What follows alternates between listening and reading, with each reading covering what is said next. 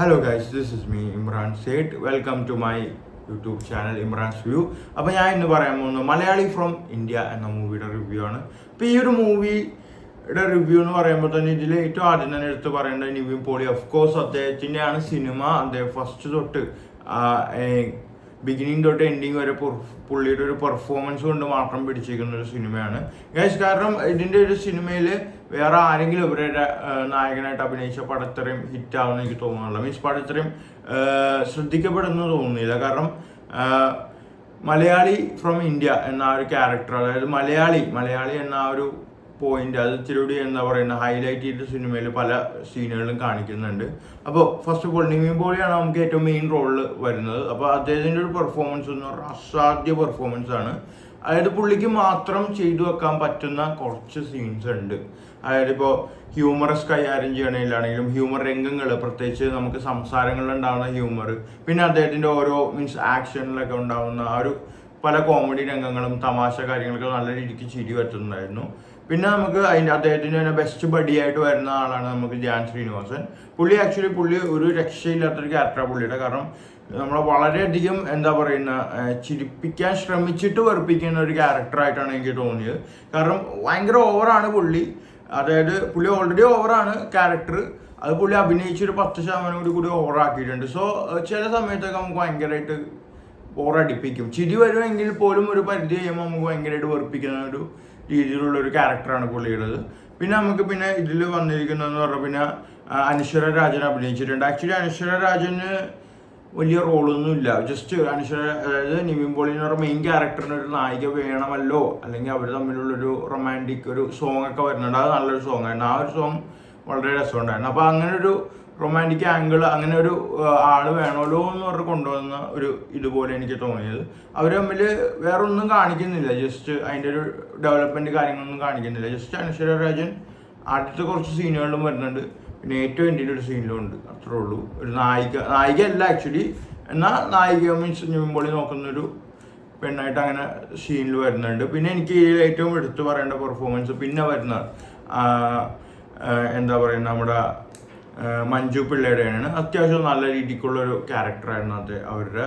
അതായത് നമ്മളിപ്പോൾ home cinema നോക്കണമെങ്കിൽ ആ സിനിമ തൊട്ട് അവരൊരു അമ്മവേഷം, ആ അമ്മവേഷം തന്നെ അത്യാവശ്യം നല്ല ഹ്യൂമറസ് ആയിട്ട്, അതായത് നമ്മൾ പറഞ്ഞുണ്ടാക്കുന്ന തമാശയല്ല, പക്ഷെ ആ സിറ്റുവേഷൻ വൈസ് നമുക്കത് ചിരി വരുന്ന രീതിയിലുള്ള തമാശകൾ ഉണ്ടായിരുന്നു ആ പടത്തിൽ.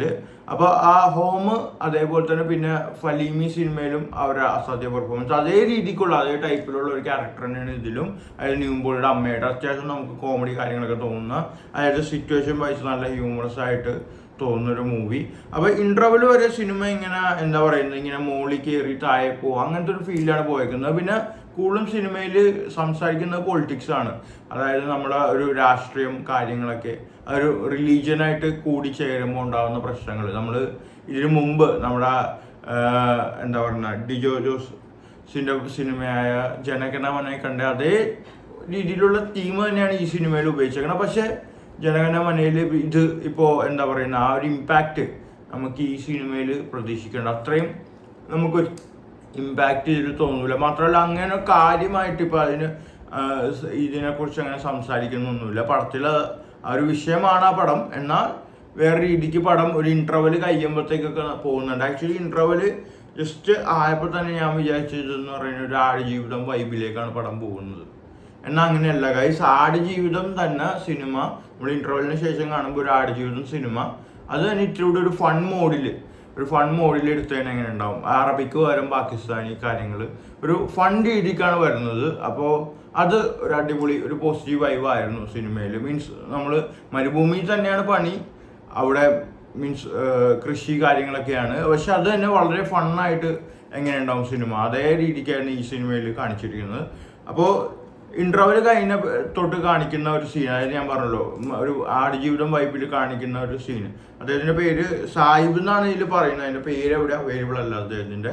അപ്പോൾ പുള്ളിയുടെ ഒരു പെർഫോമൻസ്, അതായത് ഇൻട്രവൽ കഴിഞ്ഞ് വരുന്ന ഒരു പാകിസ്ഥാനിയുടെ പെർഫോമൻസ് അപാരമായിരുന്നു ഗൈസ്. പുള്ളിയുടെ അതായത് അത്രയും നേരം വരെ നിവിൻ പോളി നല്ല രീതിക്ക് സ്കോർ ചെയ്തിരിക്കുമ്പോൾ പിന്നെ ഇങ്ങേര് വന്നപ്പോൾ ഇങ്ങേര് നൈസായിട്ട് സ്കോർ ചെയ്തു അദ്ദേഹത്തിൻ്റെ ഓരോ സംസാരങ്ങളും. കാരണം പുള്ളി ഒരു പാകിസ്ഥാനിയാണ്, ഹിന്ദിയാണ് കൂടുതൽ സംസാരിക്കുന്നത്, അതിൻ്റെ ഒപ്പം മലയാളം മിക്സ് ചെയ്ത് സംസാരിക്കുന്നുണ്ട്. അപ്പോൾ അതൊക്കെ വളരെ രസകരമായിട്ടാണ് എനിക്ക് തോന്നിയത്.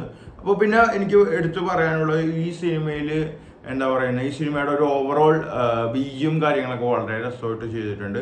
മീൻസ് നമുക്ക് ആ ബീജിയം നമുക്ക് കേൾക്കുമ്പോൾ തന്നെ ആ ഒരു ഫീല്, സിനിമയുടെ മൂഡ് നമുക്ക് നന്നായിട്ട് മനസ്സിലാവും. മൂഡ് നന്നായിട്ട്, സിനിമയുടെ ആ ഒരു മൂഡിനെ നന്നായിട്ട് എലിവേറ്റ് ചെയ്യാനായിട്ട് ആ ഒരു ബീജിയം കാര്യങ്ങളൊക്കെ വളരെയധികം സഹായിച്ചിട്ടുണ്ട്. അതേപോലെ ഞാൻ പറഞ്ഞ പോലെ തന്നെ ഇൻട്രോളിന് ശേഷം വരുന്ന പാകിസ്ഥാനി, അദ്ദേഹത്തിൻ്റെ റോള് സൂപ്പറായിട്ട് അഭിനയിച്ചിട്ടുണ്ട്. അദ്ദേഹം ആ ക്യാരക്ടർ വളരെ രസമായിട്ട് അഭിനയിച്ചിട്ടുണ്ട്. മാത്രമല്ല എല്ലാം ഒരു എന്താ പറയുന്ന ഒരു ഫൺ രീതിക്കാണ്. മീൻസ് ആ ആടുജീവിതം തന്നെ വളരെ ഒരു പോസിറ്റീവ് ഫൺ രീതിയിലാണ് നമുക്ക് ആ ഒരു വൈബ് ഫീൽ ചെയ്തിരിക്കുന്നത്. പിന്നെ എനിക്ക് പറയാനുള്ളത്, ഈ സിനിമയിലൊരു സീനിൽ നമ്മുടെ ടിജോ ജോസ് അഭിനയിക്കുന്നുണ്ട് സിനിമയിൽ. ആക്ച്വലി അദ്ദേഹം ഈ സിനിമയിൽ അഭിനയിച്ച സീനൊക്കെ ഒരു മാഷായിട്ടാണ് വരുന്നത്. അത് മഹാബോറായിരുന്നു, എനിക്ക് തീരെ ഇഷ്ടപ്പെട്ടില്ല. അത് ഭയങ്കര ആർട്ടിഫിഷ്യാലിറ്റി ആയിരുന്നു. നമുക്ക് ചിരിക്കണം എന്ന് പറഞ്ഞ് അഭിനയിക്കണ പോലെ എനിക്ക് തോന്നി. അതായത് നമ്മൾ ചിരിക്കണം അങ്ങനെ രീതിയിൽ അദ്ദേഹത്തിൻ്റെ ഡയലോഗും കാര്യങ്ങളും പറയണ പോലെ തോന്നിയത്. അദ്ദേഹത്തിൻ്റെ റോള് മഹാബോറായിരുന്നു, ടിജോ ജോസിൻ്റെ. പുള്ളിയുടെ അഭിനയവും ബോറായിരുന്നു. ഭയങ്കര ആർട്ടിഫിഷ്യാലിറ്റി ഫീൽ ചെയ്യുന്ന ഒരു റോളായിരുന്നു പുള്ളിയുടെ.